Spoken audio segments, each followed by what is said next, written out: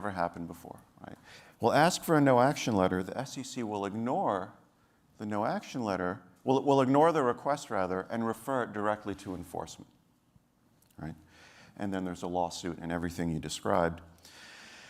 And so in this environment, what's the effect on innovation? Or what's the effect on the incentive to innovate? Yeah. Well, that's the slow pitch that I'll answer in a minute, but just to go back to hit some of the points that you've just talked about. A regulator's job, an unelected bureaucrat who's running that agency, who is a political appointee who will come and go in 3.5 years, their job is to apply law, not to make law. And I think the agency's lost its way because it's trying to make law through regulation by enforcement, and that's unconstitutional.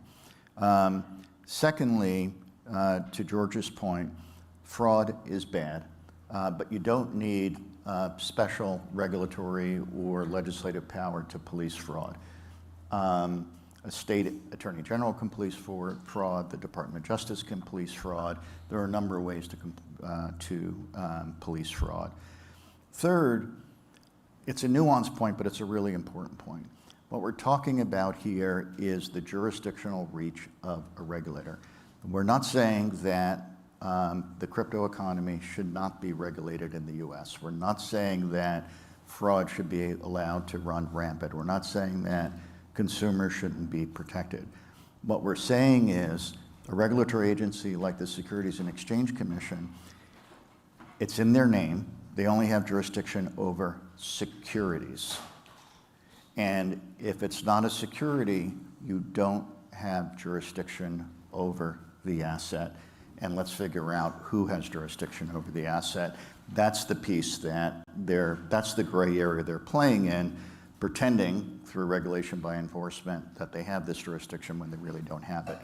What happens, and we've talked about this already, is the innovation is being pushed offshore.